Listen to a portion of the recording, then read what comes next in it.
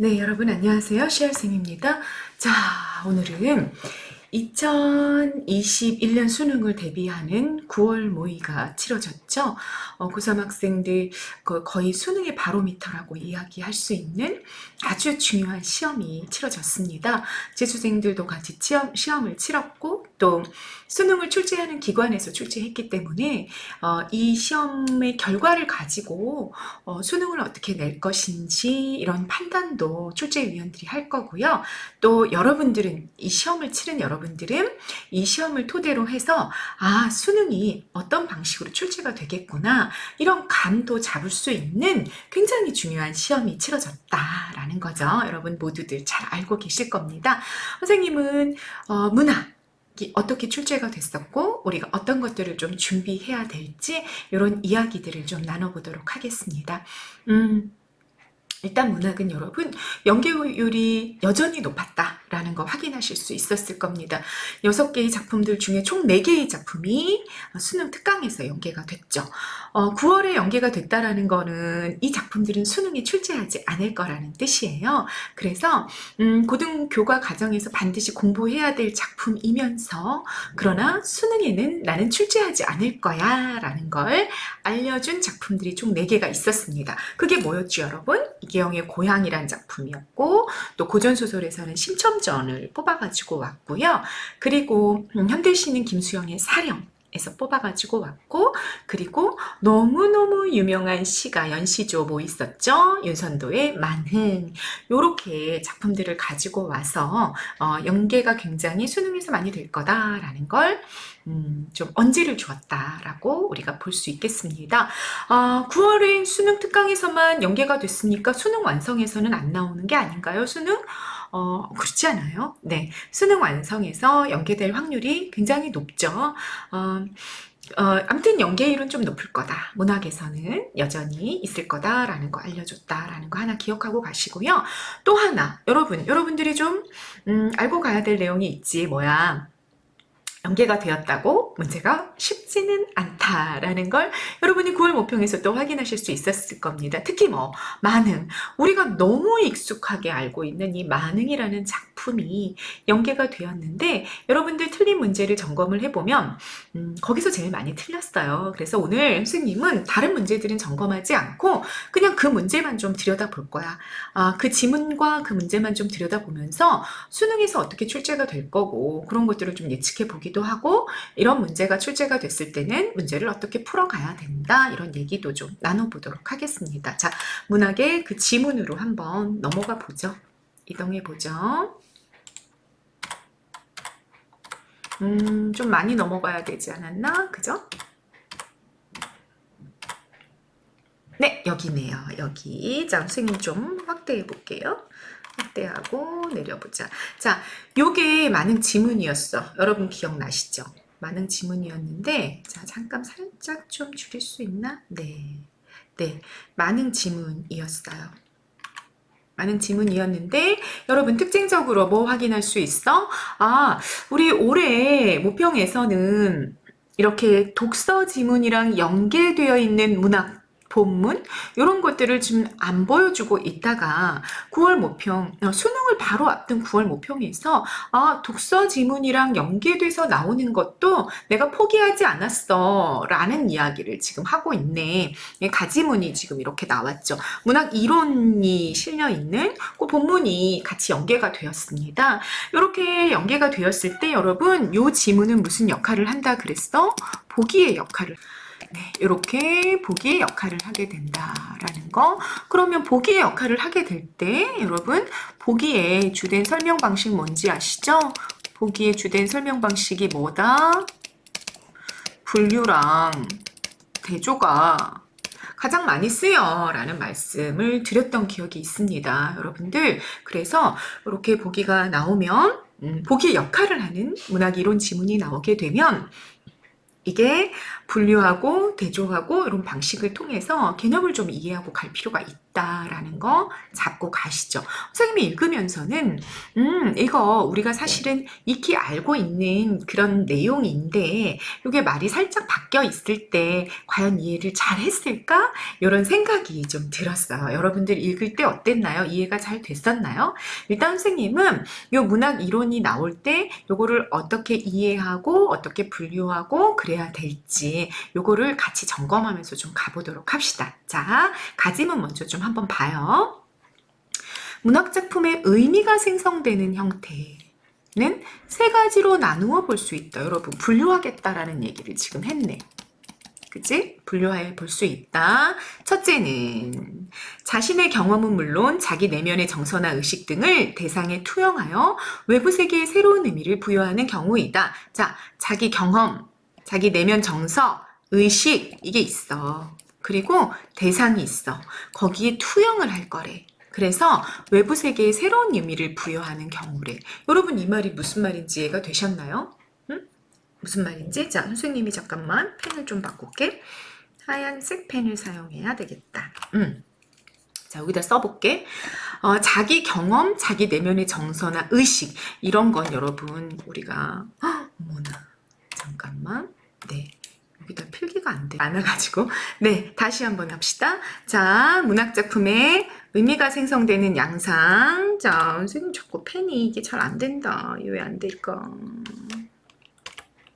네, 됐다. 됐나? 잠깐만요.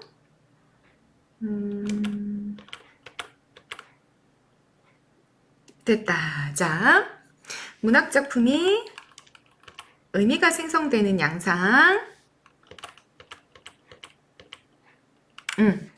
요게 첫째로 요게 있다고 그랬잖아.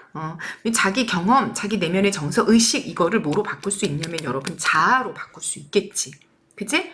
그리고 대상에 투영하는데 그렇게 하면서 외부 세계에 새로운 의미를 부여한대. 그러면 여러분 자아랑 외부 세계 이거를 다른 말로 하면 뭐야? 대상이 될 수 있겠지. 첫 번째 방식은 뭐냐면 자아가 자신의 모습을 외부 세계에 이렇게 투영한다는 거야. 투영하는 방식이래. 그래서 외부 세계에 새로운 의미를 부여하는 경우래. 이게 무슨 의미일까 한번 생각해 보세요, 여러분. 두 번째는 외부 세계의 일반적인 삶의 방식이나 가치관, 이념 등 외부 세계가 먼저 있어. 이걸 자기 내면으로 수용하는 경우래. 그러면 여러분 이거는 또 어떻게 바꿀 수 있어? 자아가 있어. 외부 세계가 있어. 외부 대상이라고도 해도 되겠지? 근데 이걸 어떻게 하는 거래? 수용하는 거래, 자아가. 그래서 자신을 새롭게 해석하면서 의미를 만들어내는 경우래. 그치? 그리고 셋째 봐. 셋째는 자기와 외부 세계를 대비해서 양자에 대한 새로운 해석을 통해 의미를 생성하는 경우래. 그러면 자 여기 세 번째는 이렇게 분류해보라 그 얘기야. 자아와 외부 세계가 있으면 얘를 대비시켜 가지고 양자의 새로운 의미를 부여하는 방식이다 이렇게 되어 있어요. 그러면 1차적으로 이걸 읽을 때 여러분 우리가 이제 고등 국어를 공부하면서 자아와 세계의 관계를 가지고 나눴던 게 있었어. 그게 뭐였는지 좀 연상이 됐으면 참 좋았지 않을까 이런 생각이 들어요. 선생님이 자아와 세계의 관계를 가지고 뭘 나눠봤었냐면 갈래를 좀 나눠봤었지. 그래서 갈래의 본질을 이해하기 위해서는 자아와 세계의 관계가 굉장히 중요해 라는 얘기를 했었단 말이야. 그게 좀 기억이 났었다면 좋지 않을까? 이런 생각이 들었어요. 이런 문학 개념을 이해할 때는 자, 이거를 이제 세계를 가지고 조금 더 이해를 해봅시다. 그럼 이건 뭐냐면 첫 번째는 여러분 뭐 연상이 되는 게 혹시 있나요? 어떤 갈래? 요거는 어떤 갈래에 굉장히 많냐면 요건 서정갈래가 갖고 있는 특징이야. 서정갈래 하면 뭐가 머릿속에 떠올라야 되냐면 시가 떠올라야 돼. 시는 어떻게 하냐면 시는 어떻게 하지 여러분? 외부 대상이 있어. 예를 들어 나무라는 대상이 있어. 그러면 시에서 나무를 가져다가 쓸 때는 나무 그 자체의 속성이 중요한 게 아니지. 그 나무에 뭐 하는 거야? 자기가 생각하는 뭐 바람직한 가치관이라든지 자기의 어떤 삶의 조건이라든지 이런 거를 그 나무에 투영시키지. 응? 나무에다가 전혀 새로운 의미를 부여하는 거야. 자기 나름의. 자기를 갖다가 놓는 거지. 거기다가 자기가 생각하는 인생의 의미라든지 자기 삶의 조건을 아까 말했던 것처럼. 이해되시죠? 그렇게 해서 의미를 만들어내는 게 뭐다? 서정갈래다라고 선생님이 설명을 했었던 거 기억나실 겁니다. 그러면 서정갈래는 그래서 이거를 우리가 스님이 뭐라고 설명을 했었냐면 세 개를 가지고 와서 내 식으로 바꿔버려 라고 설명을 했던 거고, 그죠? 그리고 여기서는 의미가 생성되는 양상이 어떻게 되는 거냐면 자기를 대상에 투영함으로써 외부 세계가 새로운 의미를 부여받게 돼 라는 얘기를 한 거야. 똑같은 말인 거야 사실은. 그지? 무슨 말인지 이해됐죠? 두 번째는 뭐였냐면 외부 세계가 있으면 그 외부 세계가 오히려 거꾸로 자아가 그 외부 세계를 받아들이는 거래. 그러면 요거는 여러분 무슨 갈래의 특징이었어? 요거는 교술갈래가 갖고 있는 기본적인 특징이었죠. 교술갈래의 대표적인 게 뭐가 있었어? 수필이 있었지. 응? 그러면 수필은 서정갈래랑 반대 방식으로 의미를 만들어낸다라고 말씀을 드렸던 거죠. 어떻게 의미를 만들어내? 예를 들자면 이런 거지. 수필에서 제목이 나무야. 그러면 이거는 시와 반대로 진짜 나무 그 자체야. 나무야, 나무. 그 나무의 속성에 대한 이야기를 열심히 한단 말이야, 수필의 작가는. 그래서 뭐 나무는 뭐 곧고 무슨 환경을 가리지 않고 뭐 어떤 존재가 오든지 다 받아들이고 막 이런 식으로 나무의 속성을 막 다 설명해줘. 그리고 나서 맨 마지막에 뭐 하는 거야? 맨 마지막에 그 외부 대상에 비추어서 그걸 받아들여서 자신을 들여다보잖아. 맨 마지막에 나는 나무와 같은 인생을 살고 싶어. 뭐 이런 얘기, 자기 얘기를 하게 된단 말이지. 그러니까 뭐야? 외부 대상, 외부 세계를 자기가 수용하는 방식으로 의미를 만들어내고 있는 중인 거지. 이해되셨죠? 그래서 교술갈래, 수필을 우리가 뭐라고 정의 내렸어? 자아의 세계화다라고 정의를 내렸었던 거죠. 뭐 힘이 월등히 큰 거야? 세계의 힘이 월등히 큰 거야. 그래서 세계에 비추어서 자신을 바라보는 거, 그게 교술갈래가 갖고 있는 특징이야. 이렇게 설명했었잖아요. 근데 그런 개념들이 여기에 비슷하게 이렇게 매칭이 되어 있는 거예요. 그래서 이렇게 이해하면 이 부분이 이해가 좀 쉽지 않을까라는 생각이 좀 들었어. 이해 잘 되고 있죠? 자, 외부 세계가 대비되는 건 여러분, 요거는 서사갈래나 극갈래가 갖고 있는 특징이죠. 그죠? 그럼으로써 쌍방의 의미를 만들어내는 거다라는 얘기입니다. 됐죠? 그 다음 넘어가 봅시다. 그리고 두 번째 단락, 문학적 의미 생성의 이런 세 가지 양상은 문학 작품에서 자기와 외부 세계의 관계를 파악할 때 적용할 수 있다. 이거를, 이런 의미를 생성하는 방식이 세 가지가 있는데 이걸 가지고 자기와 외부 세계의 관계를 한번 파악해보자 해서 새로운 화제를 던졌어. 첫째와 둘째의 경우, 다시 말해 뭐야? 투영하거나 수용하는 경우죠. 둘 다. 자, 나를 저쪽에다 던져가지고 저쪽이 나로 변했어. 그게 투영이지. 반대로 외부 세계를 내가 수용했어. 그래서 내가 외부 세계처럼 됐어.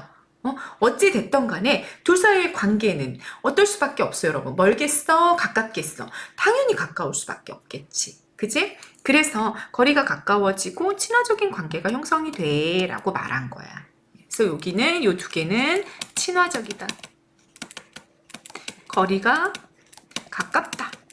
이렇게 우리가 정리해 볼 수 있고요. 셋째의 경우는 자기가 외부 세계를 바라보는 관점에 따라 둘 사이의 거리가 가까워져 친화가 되기도 하고 거리가 드러나면서 소원해지기도 한대. 소원해진다라는 건 여러분 의미 알고 가시죠? 별표 체크하고요. 멀어서 서먹하다라는 뜻이야. 이렇게 되는 두 가지의 양상이 있을 수 있어 라고 말한 거야. 그러면 여러분 요거는 우리가 어떻게 좀 이해해 볼 수 있을까? 예를 들자면 이런 걸 생각해 볼 수 있는 거야. 우리가 자꾸 사례를 생각해 보면 되는 거지. 자아와 외부 세계가 있는데 자아는 마이너스의 상태에 있고 자연은 플러스의 상태가 있어서 이렇게 대비되는 경우들을 문학에서 굉장히 많이 사용하잖아. 이렇게 대비되어 있을 때 어떻게 하냐면 자아는 자연을 부러움의 대상으로 인식하게 된단 말이야. 어떻게 되는 거야? 부러움의 대상이 돼. 좀 본받고 싶은 거지. 본받고 싶어. 아, 나도 저렇게 되고 싶어. 이런 경우들이 있단 말이지. 그렇게 됐을 경우에, 예를 들어, 이런 거, 김소월의 길? 뭐 이런 게 좀 떠오르기도 하는데, 선생님은 나는 이곳에서 방향을 상실하고 어디로 가야 할지 모르는데, 하늘을 이렇게 올려다봤더니 기러기가 쫙 길을 따라가고 있는 거지. 대비가 되잖아. 대비가 되지만 어때? 되게 부러움의 대상이야. 그러면 이때는 친화적 관계라고 볼 수 있겠다라는 얘기야. 친화적 관계다. 근데 그렇지 않고 자아와 외부 세계가 대비되고 있었는데 이게 인간인 거야. 나도 인간이고 인간과 인간이 갈등하고 있을 때 이때는 소원한 관계가 당연히 만들어지겠죠. 요렇게 요런 것들로 좀 이해해 볼 수 있겠구나라는 감을 잡을 수 있으면 굉장히 좋지 않았을까라는 생각이 들었습니다. 자, 아무튼 요렇게 문학 이론이 나왔단 말이야. 그리고 이 문학 이론과 관련해서 나온 문제를 좀 보실까요? 문제가 어떤 문제가 나왔냐면 여러분 이렇게 문제가 나왔어. 보세요. 자, 가를 참고하여 요 나가 만응이었지. 만응을 감상해봐. 이런 문제가 나왔던 거야. 근데 선생님이 참 재밌었던 게, 요 문학 이론이 자아와 외부 세계, 뭐 소원하다, 거리가 멀다, 가깝다, 막 이런 설명들을 하는데, 투영하고 수용하고 뭐 이런 설명들을 하는데, 그 개념이 그렇게 썩 잘 다가오는 그런 문학 이론은 아니었어요. 그래 놓고 문제를 냈단 말이야. 어떻게 문제를 냈을까 하고 봤더니, 어떻게 문제가 나왔냐면, 그 문학 이론과 상관없이 만응의 전체 분위기, 만응의 주제 요것만 정확하게 잘 알고 있었을 경우에는 얼마든지 풀 수 있는 문제가 나와버린 거지. 그러니까 문학 이론을 가지고 와서 막 복잡하게 설명하고 있는 것 같은데 사실은 본문을 정확하게 이해하고 있으면 얼마든지 풀어낼 수 있는 문제가 출제가 됐더라라는 얘기입니다. 그래서 선생님이 이 부분은 별표하시고요. 자, 요렇게 복잡한 필기를 하는 거야. 복잡한 문학 이론 개념 나오면 떨지 마. 본문 해석에서 답이 나오는 경우가 많아. 만응을 얼마나 잘 알고 있니? 라고 물어보는 문제일 확률이 훨씬 더 많아, 여러분. 9월 모평에만 그랬나? 그렇지 않아. 문학 이론을 아주 쉬운 걸 가지고 와서 고등학생 정도라면 이 개념은 다 알 수 있을 거야 라는 걸 가지고 와가지고 대입한다. 그러면 문학 개념을 정확하게 이해해야 되는 경우가 있을 수 있겠지. 그러나 그렇지 않고 조금 복잡하고 난해한 개념이 나왔다. 그랬을 경우에는 그냥 본문 이해를 잘하고 있으면 된다. 그렇게 해서 풀리는 문제일 확률이 높아. 더군다나 3점짜리도 아니고 2점짜리잖아, 여러분. 그러니까 떨지 말고 그냥 본문 독해가 제대로 돼 있는지 확인해봐라. 그 얘기입니다. 확인을 해보면 여러분 여기가 되는 거야. 3번. 님에 대한 반가움보다 더한 감흥을 일으키는 외의 의미를 부각하여. 이게 삼수야, 여러분. 삼수 아시죠? 잠들고 혼자 앉아 먼 뇌를 바라보니 그리던 님이 오다 한들 반가움이 이러하랴. 그 부분이란 말이야. 그러면 님에 대한 반가움보다 더한 감흥을 불러일으키는 외의 의미를 부각했다. 이렇게 되어 있는 거지. 그러면 여기서는 이 삼수에서는 자, 가랑 잠깐 연결한다면 이게 외부 세계인 거지. 이게 대상이야. 그래서 뇌를 플러스로 보고 있어? 마이너스로 보고 있어? 이걸 플러스로 보고 있어. 그죠? 그래서 여기서 뭐가 만들어져? 친화적 관계가 만들어진단 말이야. 심지어는 여러분 삼수는 이 문장 말씀도 우음도 아니어도 못내 좋아하노라 이 문장이 심지어는 어떤 거였어? 나랑 외부 세계, 다시 말해 뇌와의 관계가 무화, 제로가 돼버려. 거리가 없어져 버리는 무라일체를 설명하고 있는 문장이었단 말이에요. 요거를 딱 염두에 두고 있었다면 자, 화자와 님 사이에 거리가 드러났다고? 뇌의 의미를 부각해서 뇌와 화자의 거리가 무화되는 게 포인트였었어. 화자와 님 사이 거리가 나는 게 포인트가 아니었다고, 이 삼수에서는. 그래서 자기와 외부 세계의 소원한 관계가 유지되는 이게 완전히 잘못된 설명이 돼버린 거야. 삼수를 보라 그 얘기지, 삼수를. 자, 여러분 한 번만 확인하실까요? 한번 확인합시다. 나왔으니까 여기 잠들고 혼자 앉아 먼 산을 바라보니 이게 외부 세계라고. 그지? 그리던 님이 오다 한들 반가움이 이러하랴. 나는 산을 보는 게 더 좋아. 님이 오는 것보다. 그런 얘기를 했지. 말씀도 웃음도 아니해도 누가? 산이. 못내 좋아하노라? 우리가 서로.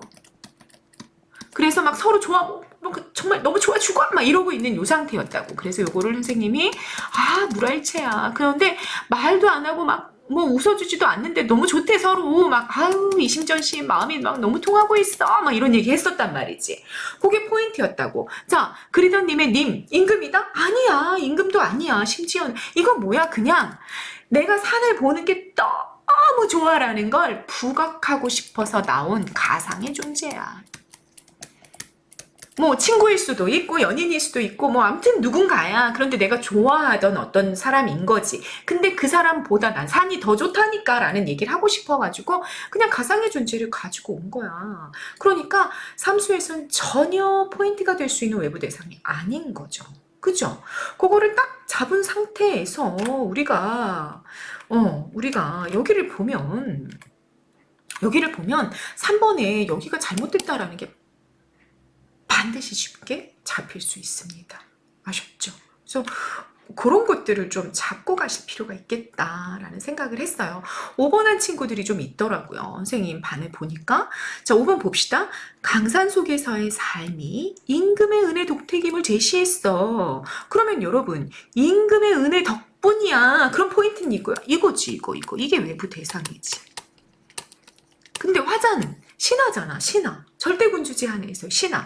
그러면 화자와 임금 사이의 거리가 가까워졌지. 외부 대상으로 설정되어 있는 임금과의 거리가 가까워지면서 자기와 외부 세계 사이의 친화적 관계. 임금이랑 너무 가까워. 임금의 은혜를 이야기하고 있는 유교적 충의에 대해 이야기하고 있는 부분이 여기 부분이니까 본문 내용을 너무 잘 설명해 놓고 있는 거지. 그러면 오케이 하고 그냥 넘어가면 된다 그 얘기야. 응? 자, 문학 이론이 조금 어렵게 나와. 그러면 이렇게 할 수 있으면 정말 좋아. 우리가 수업 시간에 배웠던 그 개념을 이렇게 대입해서 이해해 볼 수 있으면 땡큐. 그렇게 잘 안 됐어. 이해되지 않았으면 어떻게 하자? 본문 내용 이해에 초점을 맞추자.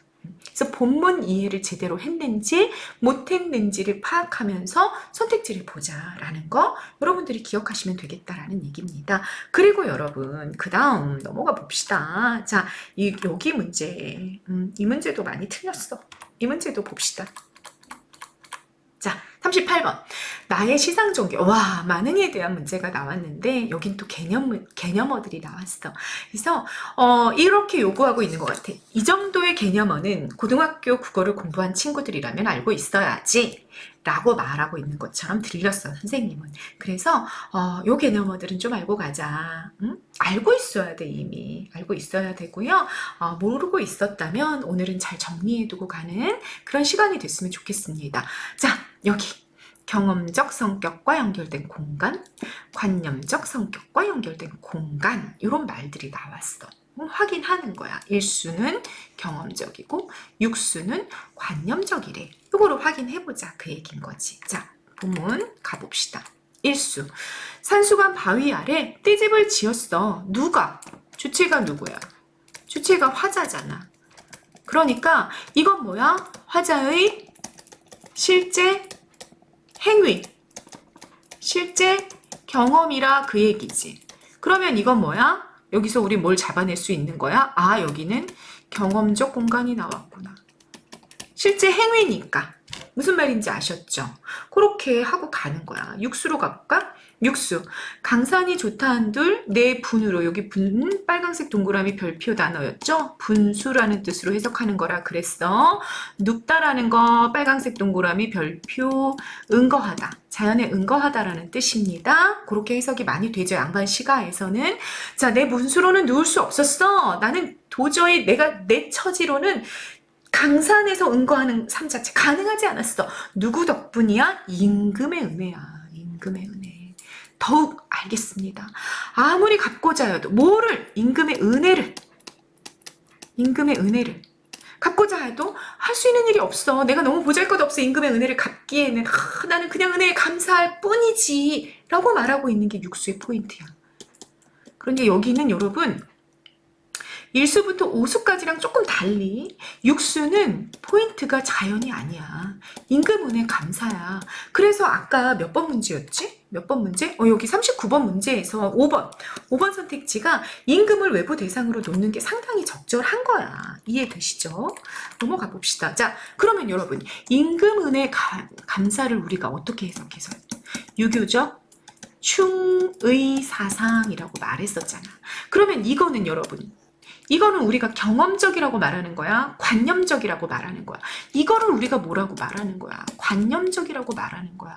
여러분 이거를 선생님이 언제 이렇게 설명을 했었냐면, 자, 필기하셔야 됩니다. 여기다 필기합시다. 자, 조선 전기 시가가 있고 조선 후기 시가가 있어. 뭐 여러 가지 차이점들이 있지. 요거 다 가르는 경계는 양난인 거 알고 있죠? 여러 가지 차이점들이 있는데 우리 내용상의 차이점만 좀 지금 짚고 가자 그 얘기야. 조선 전기는 양반들이 주된 창작 계층이었고 향유 계층이었지. 그래서 내용적으로 시가들이 대부분 성격이 어땠냐면 관념적이었다 이렇게 말했단 말이야. 그런데 조선 후기로 가면은 이 시가의 주된 창작자층으로 중인 계층도 들어와, 평민 계층도 들어와, 여성들도 들어와 막 그랬어. 그래서 대단히 어떻게 됐어? 사실적으로 바뀌었지 이런 얘기를 했단 말이지. 그러면서 관념적인 시가의 주제에 뭐가 있었냐? 유교적 도리들이 있었다. 유교적 관념, 유교적 도리라는 것들이 있었어. 도리라는 것들이 있었어. 예를 들자면 이게 뭐야? 충, 효, 연군, 우국, 절개 이런 것들이었다라는 걸 말씀을 드렸습니다. 자, 뭐야? 얘네들이 왜 유교적 관념이라고 말하는 거야? 관념은 머릿속에서 만들어지는 거잖아. 인간의 머릿속에서. 그러니까 충이나 효 이런 것들은 인간이 머릿속에서 만들어낸 그런 개념들이란 말이야. 근데 그것들을 노래하는 게 양반가사의 조선전기의 특징이었다라고 말씀드렸잖아요. 그러면서 관념적이다라는 얘기를 굉장히 많이 했단 말이야. 요게 머릿속에 좀 떠올랐다면 임금은혜라는 단어를 딱 잡는 순간 아, 관념적인 거 맞아. 이렇게 잡고 갈 수 있었다 그 얘기입니다. 여기 사실적이다 그러면 뭐 남녀간 사랑 뭐 또는 뭐 장사하는 장면 뭐 이런 다양한 것들이 들어가는 거지. 삶의 고통 시름 뭐 이런 것들이 들어가잖아. 굉장히 사실적으로 바뀌어 있다. 이런 얘기들을 전기 후기 가사 가르면서 우리가 설명했었죠. 그러면 연결해서 보자면 자, 요거는 관념적이다. 우리가 이렇게 잡고 갈 수 있겠다라는 얘기입니다. 그래서 경험적인 성격이라는 거, 관념적인 성격이라는 게 뭔지를 좀 정확히 이해하고 갈 필요가 있겠다. 됐죠? 2번 갑니다. 이수는 구치성이 드러나는 소재, 3수에는 추상성이 강화된 소재가 등장했대. 그러면 보자. 이수, 삼수 보자. 이수에 보리밥 풋나물 여러분. 아이고 아주 구체적이다. 그치? 구체성 잡을 수 있겠어. 3년으로 가볼까? 3수. 술잔을 들고 산을 바라봤어? 여러분 이게 추상적인 소재야? 그렇지 않죠. 이것도 구체성이 있는 소재죠. 술잔. 굉장히 우리가 만질 수도 있고 볼 수도 있고 거기에 뭘 채워넣기도 하고 산 볼 수 있고 구체적인 거야. 추상적인 건 눈에 보이지 않아야 되잖아. 둘 다 눈에 보인단 말이야. 그래서 어떻게 하는 거야. 아 이건 맞아. 근데 얘는 아니야. 이렇게 지울 수 있어야 된다 그 얘기야. 됐죠? 3번 이수에서 서리적 표현으로 제기된 의문이 보자마자 지워. 왜? 서리는 알고 있어야 돼. 서리는 의문을 제기하는 표현법이야? 아니야. 표현법이 아니야. 뭐 하는 거야? 정서나 태도를 부각하는 표현법이야. 이걸 몰랐으면 안 돼. 모르면 안 돼, 여러분. 그래서 뭘 만드는 거라 그랬어? 영탄적 어조를 만들어낸다라고 얘기했죠. 자, 서리. 종결 형태는 의문형이 맞아. 의문형 종결 어미를 써. 그렇지만 절대 의문을 제기할 수 없어. 그죠? 그래서 개념, 서리법의 개념 관련된 선택지를 낸 거야. 사실은 보지 말고 지워. 그렇게 하면 된다 그 얘기입니다. 아셨죠? 그 다음 갑시다. 삼수에서 현재에 대한 긍정이 잠들고 혼자 앉아 구분분이니까 굉장히 만족감을 드러내죠. 사수에서 역사에 대한 부정으로 바뀌며 시상이 전환된다. 역사에 대한 부정 나왔었나? 분위기 그렇지 않았다는 거 여러분 알고 있으면 훨씬 좋고요. 뭐 우리 확인하죠. 사수 좀 봅시다. 사수 여기 역사가 나올 법한 부분은 여기입니다. 이제로 생각하니 소부허유가 현명했더라. 소부허유 너무 중요한 사람이었죠.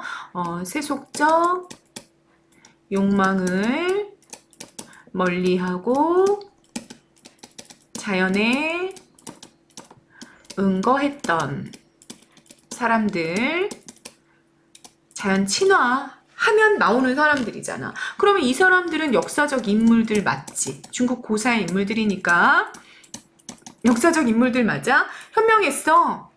현명했어. 이 사람들 현명해. 아마도 임천한흥을 자연에서의 한가로운 흥을 비교할 곳이 없어. 너무 좋아. 근데 소고요가 그걸 선택했잖아. 얼마나 현명해. 그 얘기잖아. 그러면 역사적 인물들을 데리고 와서 이들을 받아들이는 태도를 보여주고 있죠. 친화적이고요. 역사에 대한 부정이라고 해석하면 맞다 틀리다?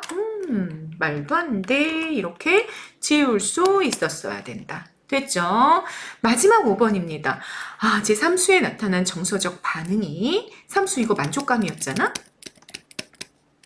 육수에서 감각적 표현을 통해 구체화된다라고 나왔어. 그럼 여러분, 자, 이것도 너무 중요한 기본 개념이 있잖아. 감각적 표현이다. 그러면 뭐가 떠올라야 돼? 시각, 청각, 촉각, 후각, 미각, 합쳐서 공감각을 자극하는 구체적 표현 또는 자연물 또는 사물이 있어야 된다라는 거야. 시각을 자극하거나 청각을 자극하는 이런 감각적인 표현이 있었어야 된다는 거지. 대부분의 시에는 사실은 있어요. 이런 감각적인 표현이. 그런데 여러분 여기를 본 거야. 여기를 봤더니 자, 몇 수 잠깐만. 몇 수 보라 했어. 몇 수? 몇 수를 보라 했냐면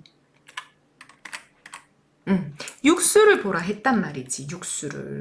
육수를 자 다시 넘어가. 육수. 그러면 여러분 여기 이거 이제 되게 관념적인 주제를 갖고 있는 이거였었잖아. 시 한번 다시 볼까? 강산이 좋아도 내 분수로는 응거할 수 없어. 임금의 은혜를 알지. 아무리 임금 은혜 갚고자 해도 할 수 있는 일이 없구나. 이런 거 있단 말이야. 여기 감각적 표현이 있어 없어? 감각적 표현이 없는 거야 여기에. 보이시죠? 그죠? 요렇게 잡고 가는 겁니다. 감각적 표현이 없어. 선생님 강산 감각적 표현 안 되나요? 여러분 요렇게 되려면 어떻게 돼야 되냐면 강산이 뭐 푸른 산, 청산 이런 식으로 나오게 되면 시각 이미지가 색채어가 나오기 때문에 시각 이미지가 딱 들어가는 단어가 될 수 있어. 그런데 그냥 강산 이러면 되게 모호한 표현이 돼버리는 거지. 시각을 그렇게 굳이 자극하지 않는다 그 얘기야. 무슨 말인지 아셨죠? 그래서 여기에는 감각적 표현이 없는 게 맞는 거죠. 그죠? 오수도 마찬가지야. 감각적 표현 없어요. 여기도 그렇고요. 감각적 표현이 있다? 그러면 여기 어디 있을까? 감각적 표현. 여기는 그렇게 굳이 막 청각을 자극한다든지 시각을 자극하는 표현이 있다고 볼 수 없어. 이 시 같은 경우는. 그렇겠지. 그치? 색채어가 특별히 등장한다든지 아니면 새의 소리가 들렸다든지 뭐 시냇물이 흘러가고 있었다든지 이런 표현들이 없잖아. 그래서 윤선도라는 양반이 쓴 양반시가 이 만응은 관념적인 성격이 굉장히 강하다라고 볼 수 있는 거야. 감각적이라기보다는. 내 말이 이해가 돼야 됩니다. 여러분. 이해되셨죠? 그 다음 네. 마지막 문제입니다. 자, 이렇게 하면서 우리가 자 38번 가지고 여러분 마무리 짓기 전에 한번 강조하자. 뭐 해야 된다? 개념어들의 의미를 정확하게 알고 있어야 된다. 문학에서 특히 개념어들은 아주 중요하고 이걸 정확하게 이해하고 있는지 물어보는 문제는 수능에 매년 출제가 됐었다라는 걸 기억하고 가십니다. 아셨죠? 그 다음 마무리. 자, 40번 문제까지만 좀 봅시다. 여러분, 다를 이해한 내용으로 적절하지 않은 것은 하고 문제가 나왔는데 선생님은요. 이 문제를 보고 싶은 게 아니라 사실은 다지문을 좀 보고 싶어. 다지문. 너무 흥미로웠어. 선생님도 처음 보는 지문이야. 근데 너무 흥미로웠어. 같이 좀 보고 싶습니다. 자, 같이 좀 보십시다. 살림에 살면서 이거 어떻게 지우지? 나 좀 지우고 싶은데 잠깐만요 여러분. 참 이렇게 해볼까? 아우 지워졌어. 저런. 네 됐습니다. 자 보고 가시죠. 자 F. 네. 자 이 지문 좀 같이 보고 갑시다. 이동무의 우원이라고 나와 있고요. 우원이라고 나와 있고요. 잠깐만요. 우원이라고 나와 있는 우리가 시랑 같이 묶일 수 있는 갈래는 교술갈래죠. 그래서 아까 가에서도 문학 이론이 나온 거야. 서정갈래, 교술갈래, 자아와 외부 세계의 관계 가지고 설명해 줬던 거지. 이동무의 우원이라는 교술갈래가 이제 출제가 되어 있어요. 보십시다. 살림에 살면서 자연이야. 명리, 명예와 이익이야 여러분. 명예와 이익. 명예와 이익에 마음을 두는 것은 큰 부끄러움이야. 이렇게 말했어. 명예와 이익, 세속적 욕망. 이렇게 개념어들이 조금 들어와야 돼. 이거를 줄을 안 줬잖아요 여러분. 명리라는 거에 각줄을 달아주지 않았죠. 그러면 여러분들이 명리를 보는 순간 명예와 이익, 세속적인 욕망 이렇게 머릿속에 좀 떠올릴 수 있어야 된다. 그 얘기야. 요 정도는. 이해되셨죠? 자, 살림에 살며 아무튼 이렇게 세속적 욕망을 마음에 품는 건 큰 부끄러움이야. 시정. 역시 각주 안 줬어. 그럼 알고 있어야 된다는 얘기야. 시는 시장 시자고 우물 정자야. 시장과 우물이 있다라는 건 민간의 마을을 말하는 거죠. 속세를 말하는 거죠. 속세에 살면서 명리의 마음을 두는 건 작은 부끄러움이야. 자, 선생님은 이걸 읽는 순간 머릿속에 딱 생각했어. 뭐 생각했을까 여러분? 나눠야 되겠구나. 분류해야 되겠구나. 라는 생각을 하게 된 거죠. 그죠? 조금만 더 읽어볼까? 살림에 살면서 은거의 뜻을 두는 것은 큰 즐거움이고 시정에 살면서 은거의 마음을 두는 것은 작은 즐거움이다. 그래서 여러분 부끄러움도 두 종류, 즐거움도 두 종류, 공간도 둘, 지향하는 삶도 둘 이렇게 나왔어. 너무 복잡하잖아. 그럼 이거는 이렇게 나오면 얼른 여러분들 어떻게 해봐야 되는 거야? 분류해봐야 되는 거야. 분류.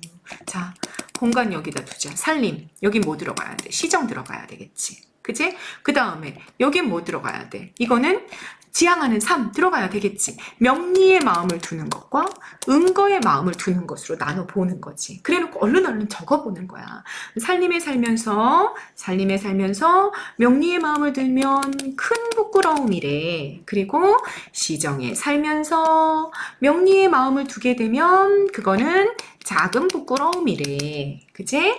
자, 반면에 살림에 살면서 은거에 마음을 두는 건 큰 즐거움이래. 그래놓고 반면에 시정에 살면서 속세에 살아가면서 은거의 뜻을 두는 것은 작은 즐거움이래. 요렇게 묶어놓은 거야. 이렇게. 자, 무조건 복이든 본문이든 분류해 나눠야 될 것들이 나오면 나눠라. 더군다나 대비야. 지금 여기는 지향하는 삶의 대비가 나타나잖아. 공간의 대비도 나타나고. 그러면 분류와 대비가 한꺼번에 쓰였고 조금 복잡해? 그럼 빨리 나누는 게 여러분 문제를 빨리 풀어낼 수 있는 방법이 된다 라는 걸 기억하고 가셔라. 그 얘기입니다. 작은 즐거움이든 큰 즐거움이든 나에게 그것이 다 즐거움이고 작은 부끄러움이든 큰 부끄러움이든 나에게 다 부끄러움이야. 그러니까 자, 얘는 플러스 얘는 마이너스. 그 얘기를 한 거지 지금. 그런데 큰 부끄러움을 안고 사는 자는 100의 반이래. 자, 또 나눠야 돼. 큰 부끄러움은 자, 색깔 펜 좀 바꾸자. 큰 부끄러움은 엄마야 지워졌어. 자, 다시 나타났어. 잠깐만. 이렇게 바꿔놓고 붓펜 아니야. 네, 이렇게 바꿔놓고 봅시다. 됐나? 네. 큰 부끄러움은 땀난다. 큰 부끄러움은 100의 반이래. 100에 50이래. 그리고 작은 부끄러움은 100에 100이래. 우리 뭐 충분히 생각할 수 있지. 속세에 사는 사람들은 보통 뭐 일반적으로 세속적인 욕망을 갖고 살아가지. 뭐 돈도 갖고 싶고 명예도 갖고 싶고 권력도 갖고 싶고 그렇지 않겠어? 대부분이 그렇다 그 얘기를 한 거지. 그 다음 큰 즐거움을 누리는 자는 백의 선어시래. 다시 말해 살림에 살면서 은거의 뜻을 주는 건 큰 즐거움인데 거의 드문해. 100에 3 내지 4%밖에 안 된다. 그 얘기를 한 거야. 그리고 작은 즐거움을 누리는 자는 100에 하나 있거나 아주 와 제일 없네. 그럴 수밖에 없겠다. 그럴 수밖에 없겠다. 그죠? 생각해보면 속세의 삶을 살아가.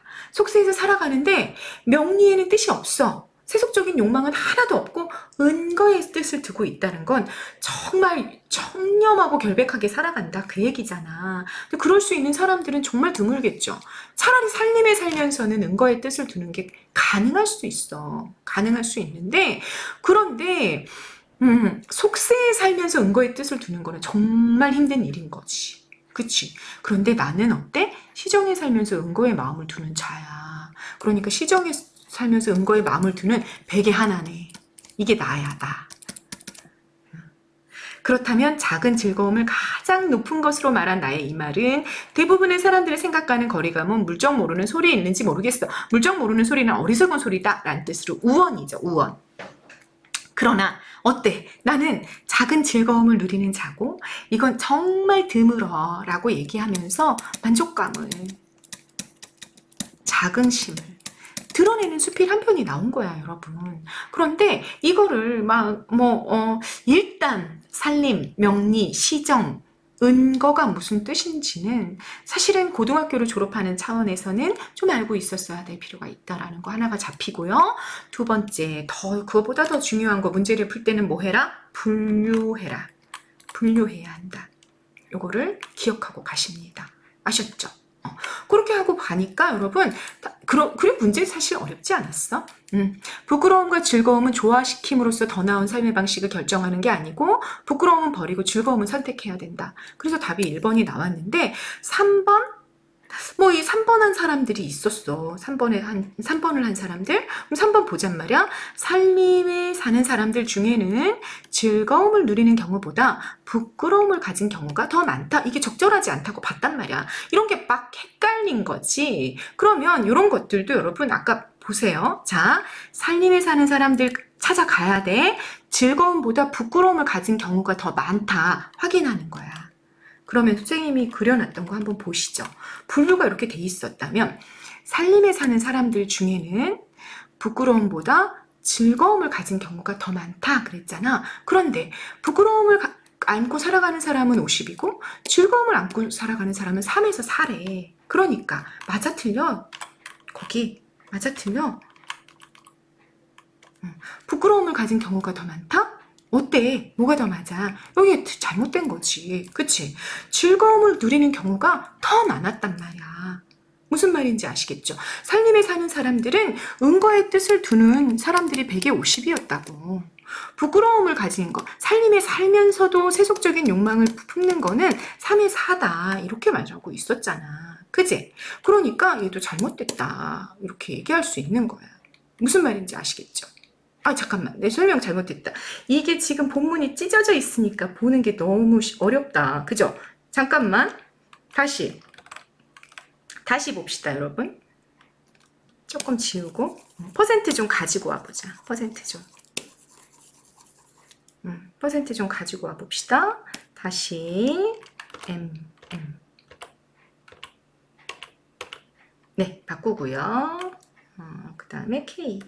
네, 이 상태에서 여러분 본문 다시 자 즐거움을 누리는 경우 요게 몇 프로고 부끄러움을 가진 경우가 몇 프로인지 여러분 페이지를 연결되어 있으면 보기가 훨씬 더 쉽죠. 부끄러움을 가진 경우는 살림에 살면서 부끄러움을 가진 경우는 100에 50. 자 여기가 부끄러움을 가진 경우가 100에 50. 이렇게 정리가 돼야 돼. 그치? 100에 50. 부끄러움이 100에 50이었어. 그 다음 즐거움을 가진 경우가 100에 3, 4였네. 자 다시 키우자 이제. 부끄러움을 가진 경우가 100에 3, 4였잖아. 그러니까 부끄러움을 가진 경우 살림에 사는 사람 중에는 여기 즐거움을 가진 경우가 100에 3, 4 이렇게 얘기한 거 맞죠? 즐거움이 즐거움이 100에 3, 4. 맞네. 자, 이제 봅시다. 이제 정리. 그럼 보자. 살림에 사는 사람들 중에 즐거움을 누리는 경우는 100에 3, 4고 부끄러움을 가진 경우는 100에 50이었단 말이야. 그러니까 부끄러움을 가진 경우가 더 많다? 이게 당연히 맞는 선택지가 된 거지. 됐지? 자, 무슨 말이냐면 자, 여러분 페이지가 자꾸 왔다 갔다 해서 자꾸 헷갈렸는데 네, 이렇게 분류를 해서 얼른 나눠놓고 퍼센트 막 나오고 있는 요 복잡한 것도 얼른 옆에다 적어놨으면 그거를 이렇게 앞뒤로 비교하기만 하면 요 선택지가 맞다 틀리다가 금방 나올 수 있다 그 얘기입니다. 무슨 말 하는지 아셨죠? 그러니까 포인트는 뭐다? 분류해라. 분류하면 문제를 쉽게 풀 수 있다라는 얘기를 선생님이 한 겁니다. 이해되셨죠? 됐죠? 네. 그래서 40번 답은 1번이 나와 있었죠. 그죠? 네. 이렇게 하고 가시면 겁니다. 이해해 볼 수 있는 거지. 그리고 나서 뭐 이해는 하죠. 살림, 자연에 사는 사람들 중에는 즐거움을 누리는 경우보다 부끄러움을 가진 경우가 더 많다라는 얘기는 무슨 말인 거야? 응? 살림에 살면서 즐거움을 누리는 거는 은거의 뜻을 둔 거야. 은거의 뜻을 둔 거고 부끄러움을 가진 거는 명리의 뜻을 둔 거야. 그러면 자연에 살면서도 사람들은 여전히 어떤다? 세속적인 욕망을 가지는 경우가 훨씬 더 많아 라는 이야기를 하는 거지. 됐죠? 그렇게 우리가 이해를 해볼 수 있어. 그런데 이해가 안 돼도 분류를 제대로 해놨다면 문제를 푸는 건 어렵지 않았을 거다 라는 얘기를 하는 겁니다. 아셨죠? 그래서 자, 뭐 해라? 분류해라. 대비해라. 요거를 말씀을 좀 드려야 될 것 같습니다. 수능의 바로미터가 될 거라는 말씀을 드렸어요. 그렇기 때문에 뭐 할 수 있어야 된다? 9월 모평을 통해서는 대비할 수 있어야 된다. 무엇을 대비해야 되는 게 이제 포인트로 잡혔다? 연계가 될 거다. 많이 연계가 될 거지만 그러나 문제가 어려울 수 있다. 문제가 어려웠을 때는 분류와 대비가 굉장히 포인트가 될 수 있겠다라는 걸 잡고 가라라는 얘기고요. 뭐 관념은 뭐고 감각은 뭐고 이런 것들 개념어들을 좀 계속해서 복습해가지고 내 것으로 만들어 놓고 가는 게 필요하겠다라는 거고요. 그리고 여러분 하나만 더 얘기하자면 재작년인가에 수능의 문학이 굉장히 어려웠는데 지금 같은 방식이었어요. 지문의 길이가 굉장히 길었고 본문의 길이가 굉장히 길었고 거기 6문제가 이렇게 딱 들어갔죠. 6문제가 들어가면서 문제 하나하나가 굉장히 어려웠어요. 지금보다 더 어려웠어요. 지금은 그래도 뭐 다지문만 읽고 풀 수 있고 나지문만 읽고 풀 수 있고 막 이랬잖아. 근데 그때는 수능을 딱 치르러 갔는데 이 친구들이 수능을 치르러 가보니까 6문제가 있는데 이 6문제가 거의 막 가나다를 막 연결해서 풀어야 되는 그런 문제였어요. 그랬을 때 어떤 친구들이 굉장히 유리했냐면 거기를 넘겨버린 친구들이 시간적으로 훨씬 유리했어. 그러니까 43번부터 45번 문학 지문이잖아. 먼저 푸는 거지. 그래서 문학 지문을 얘네들을 먼저 쭉 풀어버리고 그 다음에 시간을 조금 확보한 다음에 요 6문제짜리를 조금 차분한 마음으로 풀었던 친구들이 성적이 훨씬 좋았습니다. 그러니까 그런 시간 안배, 시간의 전략 이런 것들도 좀 짤 필요가 있겠다라는 걸 여러분 마무리로 말씀을 좀 드리겠습니다. 자, 아주 중요한 9월 시험이 끝났어요. 전략을 잘 짜고 어떤 것들을 마무리로 준비해야 되겠구나라는 거 감 잘 잡고 그렇게 수능을 준비하시기를 바라겠습니다. 네, 이번 영상 여기까지 찍겠습니다. 감사합니다.